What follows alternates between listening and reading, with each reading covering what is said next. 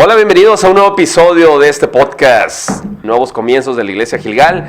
Y hoy tenemos un estudio muy importante sobre el capítulo 14 del Evangelio de Juan. Para que nos vayas acompañando y pues tú también vayas viendo lo que estamos estudiando en este episodio. Este capítulo, bueno, recordemos un poquito el contexto, ¿no? Fue escrito por Juan.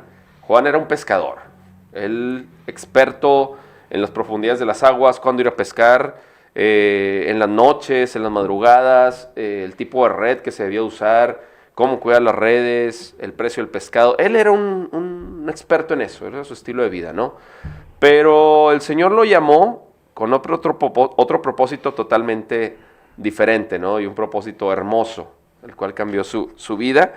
Entonces, pues Juan escribió esto, ¿no? O sea, de ser un pescador, un lanchero, pues estamos leyéndolo, ¿no? Ya casi 2000 años después, leyendo lo que él escribió y redactó, ¿no? Por gracia del Espíritu Santo y de la voluntad de Dios. Fue el apóstol amado. El apóstol amado, es correcto. Fue el apóstol amado y fue el último de los discípulos de Jesús quien falleció. Pero fue el último discípulo que falleció y fue traspuesto. Y le fue revelada la segunda venida, la máxima esperanza, ¿no? Que ese es el punto que queremos tocar. O sea, la máxima esperanza de un creyente en el Señor es la segunda venida. Amén, amén. O que Él nos llame primero, como con el carro, a lo que llegue primero, los 10,000 kilómetros o el cambio de aceite, ¿va? Pero es la máxima esperanza de nosotros. Entonces, Juan tuvo ese privilegio de ver esos tiempos de majestad, de gloria, de revelación, del Apocalipsis. Fue algo que nadie más ha podido ver, que otros tuvieron ciertas, tal vez profeta Daniel tuvo cierta vista, pero ya profundidad y como dices, traspuesto y todo, pues Juan, ¿verdad? Sin embargo, en el libro de Daniel nos habla de que a Daniel se le describió algo, mas sin embargo, el Señor Jesús, nuestro Dios, le dice, séllalo, porque esto no es para esos tiempos, sino Así para es. los tiempos finales. ¿Cuáles tiempos finales? Los que estamos viviendo hoy en día. Los que estamos viviendo hoy en día de las profecías que se le dieron a Juan, que escribiera, como dice el Apocalipsis, bienaventurados todos aquellos que leen y guardan las profecías de este libro. Estamos hablando del Apocalipsis, de la Biblia, que el Señor Jesús nos dio para nuestra enseñanza. Así es, y por eso quería tocar este tema, porque dices, oye, es que no vamos a hablar del Apocalipsis, vamos a hablar de la segunda venida del Señor. Amén, hermano. O sea, que eso es lo que lleva el Evangelio, eso es lo que lleva la Biblia, ¿no? Esa segunda venida, ese tiempo glorioso que está sobre cualquier padecimiento, sobre cualquier circunstancia, sobre cualquier cosa, ¿verdad? Sí, bueno, hablando de la segunda venida de la vida eterna, lo cual en el libro en el Antiguo Testamento no se hablaba mucho. Sin embargo, viene nuestro Señor Jesucristo y nos revela que hay vida después de la muerte. Así es. Y ese es el tema que vamos a tomar ahorita. Así es. Entonces, bueno, basados en este capítulo 14, muy interesante cómo comienza con el primer versículo. Dice, no se turbe vuestro corazón. Creéis en Dios, creed también en mí. Y hoy el mundo está diseñado para tener afanes, para tener estrés, para tener sufrimiento, padecimiento, ansiedad, todo. Y se nos olvida a veces hasta en quién creemos. Nos recuerda mucho ese pasaje de Pedro, ¿no? Cuando el Señor lo hace caminar en las aguas. Se nos olvida y empezamos a ver y nuestro corazón está turbado y afanado y preocupado y estresado a ver, espérate, creéis en Dios, creed también en mí, que fue también lo que le pasó cuando estaban en esa tormenta, que Jesús estaba dormido y ahí estaban los apóstoles y nos morimos y y se está hundiendo. Definitivamente fue un episodio muy espantoso vivirlo, ¿verdad? Pero lo primero que les dijo Jesús fue, a ver, ¿dónde está vuestra fe? Entonces aquí es lo mismo, a ver, problemas va a haber siempre, situaciones pesadas, enfermedades, dice la Biblia, rumores de guerra, lo que quieras, siempre va a haber. Hablabas y comentabas sobre que estaba sobre las aguas Pedro. Le dice el Señor, hombre de poca fe, ¿por qué dudaste? Ese es el medio de las cosas. Así la duda. es. ¿Por qué dudaste? La duda te hizo irte para abajo. Así es. Entonces, a ver, va a haber situaciones. La cuestión aquí es si dudamos o dónde está nuestra fe. Si está bien cimentada, bien arraigada. Y aquí lo dice, cree también en mí, creéis en Dios, cree también en mí.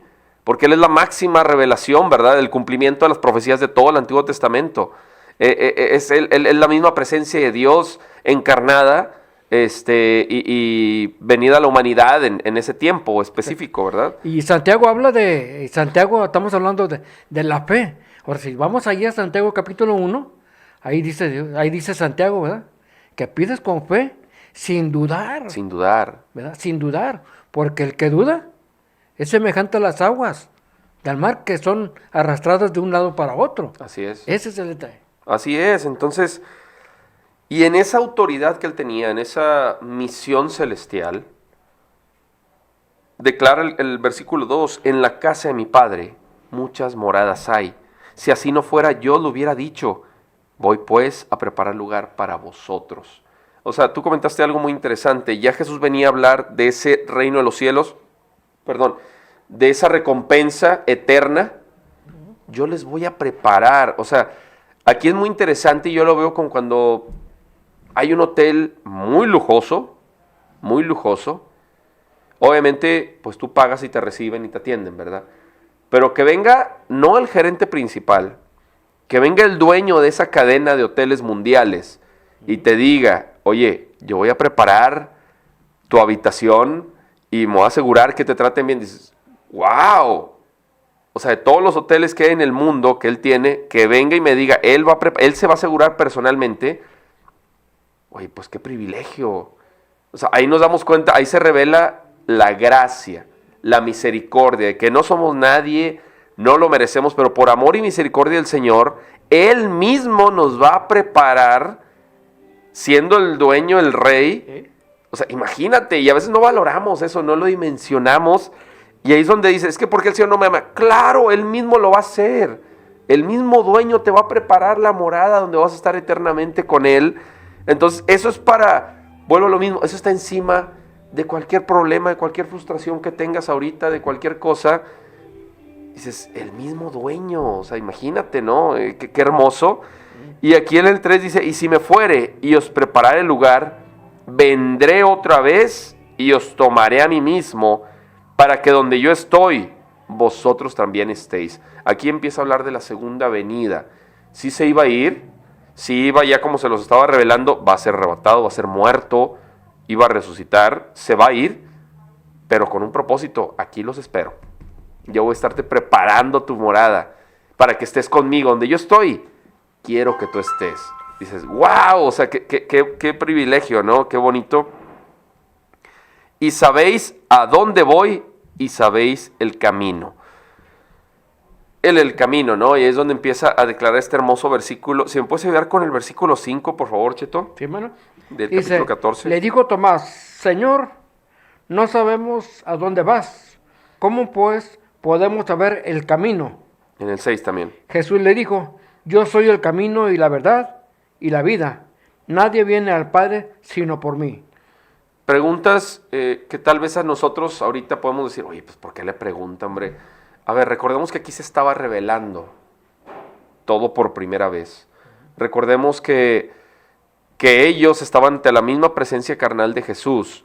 Entonces, eran naturales este tipo de cuestionamientos o expresiones. Bueno, ¿cómo podemos saber cuál es el camino, verdad? ¿Cómo podemos llegar? Y ahí Él se revela. Yo soy el camino y la verdad y la vida. No menciona varios caminos, yo soy el camino, o sea, no hay varios. Él es el único medio entre Dios y los hombres. Él es el único medio a esa vida eterna. Él es quien nos puede hacer llegar a esas moradas. No simplemente las va a preparar, sino Él también nos va a llevar. Él nos da acceso. Él es la verdad, la vida, y nadie va al Padre sino por mí, dice Jesús, ¿verdad? Entonces, no hay otro medio, no hay otra fórmula, no hay otro proceso, no hay otra vía, no hay otra intercesión, no hay nada que nos llegue al Padre como lo hace Jesús. No hay ningún Dios, no hay ningún Dios. Como muchos pueblos tienen muchos dioses. El único Dios verdadero sobre el faz de la tierra se llama Jesucristo. Y Él es el camino, la verdad y la vida. Así Nada es. más. Y bueno, el 7 lo menciona: si me conocieseis, también a mi Padre conoceríais. Y desde ahora le conocéis y la habéis visto. Pero aquí hay que tener cuidado, porque bueno, si salimos a la calle y le preguntamos, oye, ¿conoces a Dios? Sí, yo lo conozco. En Semana Santa que se aproxima, ¿verdad? Pues, sí, está la película, ¿verdad? Nos ponen películas y series y todo. Hasta el diablo conoce a Dios. Pero hablando de una relación estrecha, cuando mismo Jesús lo comenta en esta ilustración que hace, donde dice: en aquel día muchos me dirán, Señor, Señor, yo prediqué en tu nombre, yo eché fuera demonios. Pero ¿qué les dice Él? No te conozco. Apártense. Entonces, ese conocer nos habla de esa relación íntima, de esa relación estrecha,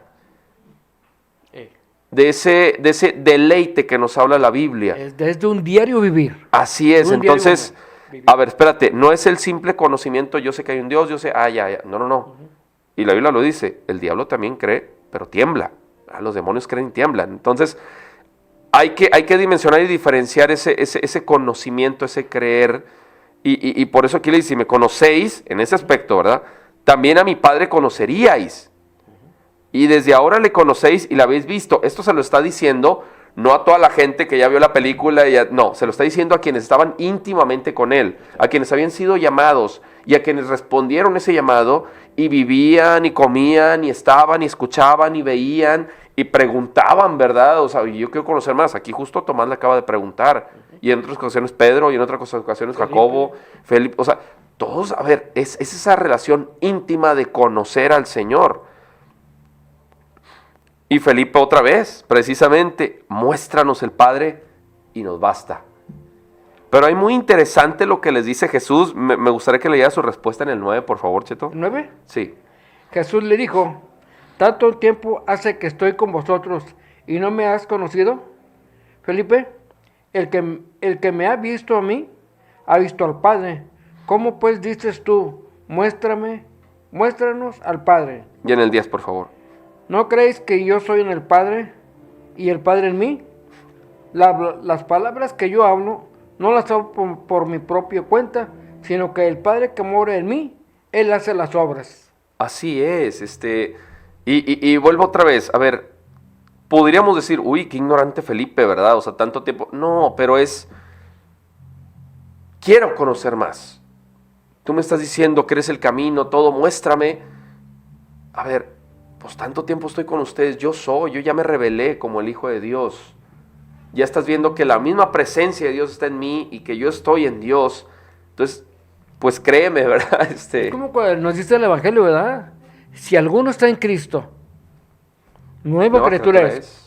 Las cosas viejas pasaron, y aquí todas son hechas nuevas. ¿Por qué razones?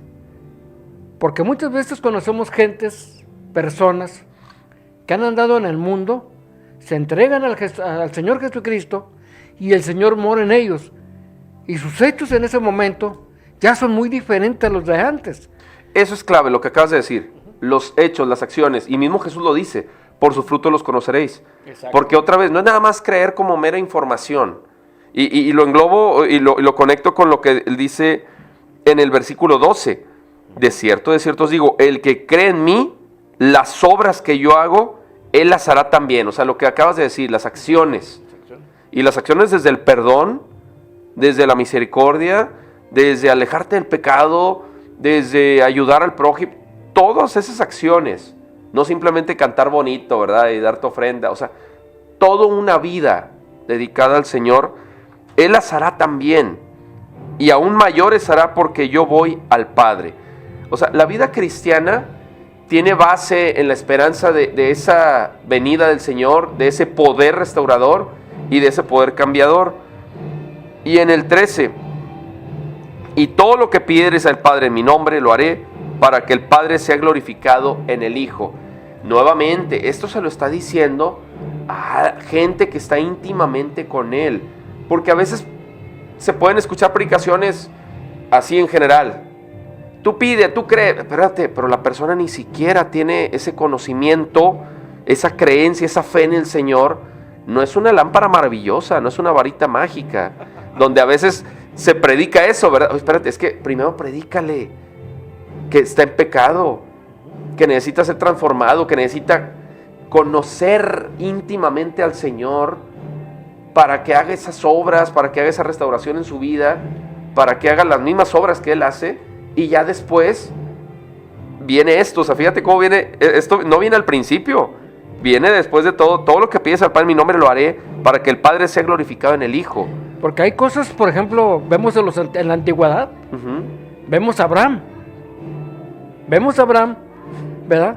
Que no nomás de la noche a la mañana. No. Hubo un proceso en su vida. Así es. Y hubo una petición delante de Dios para él. Así es. Dame a tu hijo, al único hijo. Así es. Caray. Difícil. Muy difícil, sin embargo, lo ofreció. El padre de la fe. Lo ofreció. Y vio que en realidad era un hombre íntegro de fe ante él.